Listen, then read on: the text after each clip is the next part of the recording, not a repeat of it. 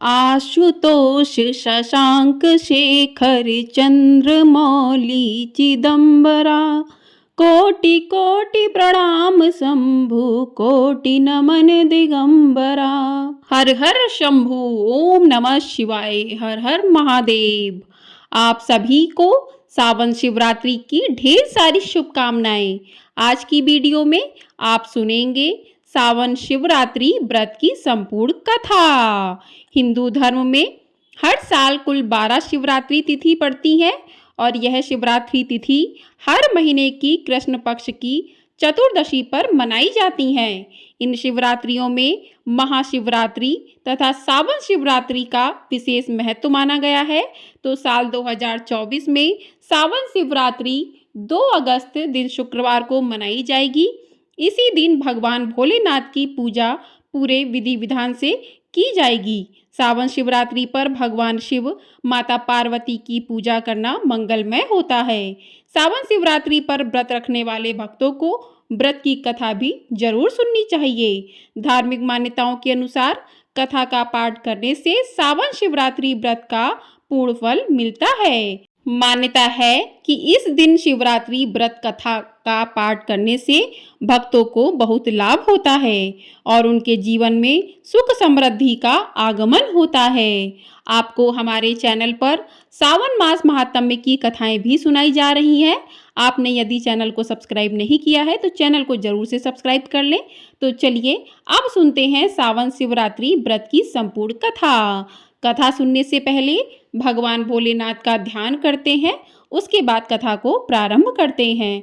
हर हर महादेव। ओम नमः शिवाय। आपसे अनुरोध है कि कथा को पूरा अवश्य सुनिएगा। तो चलिए कथा को प्रारंभ करते हैं।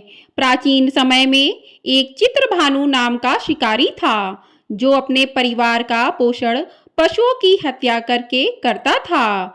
उसने एक साहूकार से कर्ज ले रखा था, लेकिन कर्ज ना चुका पाने के कारण क्रोधित साहूकार ने शिकारी को बंदी बना लिया था। संयोग से उस दिन शिवरात्रि थी। बंदी रहते हुए भी शिकारी ने शिव संबंधी धार्मिक बातें सुनी और वहीं उसने शिवरात्रि व्रत की कथा भी सुन ली। फिर शाम में साहूकार ने उसे बुलाया और पूछा कि कर्ज कब तक चुका दोगे। तब शिकारी ने उसे अगले दिन ही कर्ज चुकाने का वादा किया।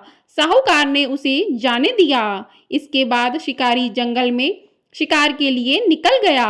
दिन भर बंदी गृह में रहने के कारण शिकारी को बहुत भूख प्यास लग रही थी। जंगल में इधर उधर भटकने के बाद वह एक जलाशय के पास गया और वहां पर ही एक पेड़ पर थोड़ा सा जल पीने के लिए लेकर चढ़ गया।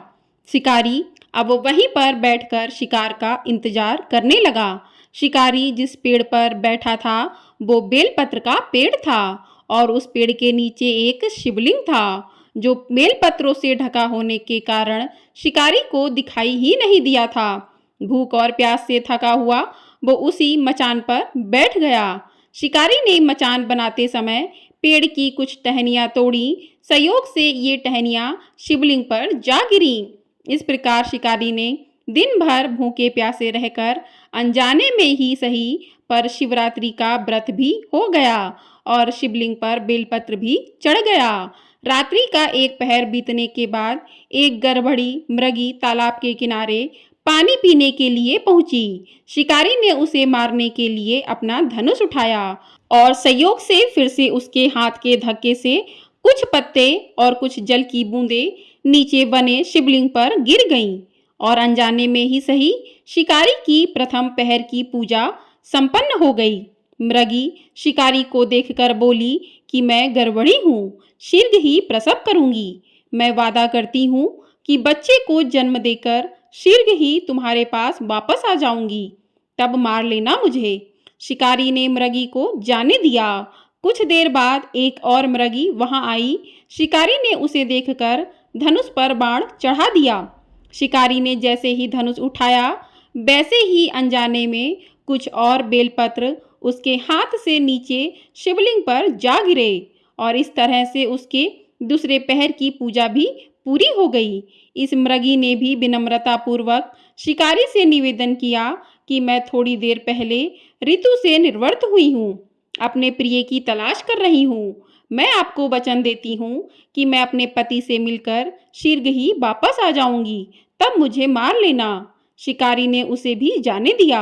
अब रात्रि का आखिरी पहर बीतने को था। फिर एक और मृगी अपने बच्चों के साथ उधर से निकली। शिकारी ने उसे मारने के लिए तुरंत ही धनुष पर तीर चढ़ा दिया।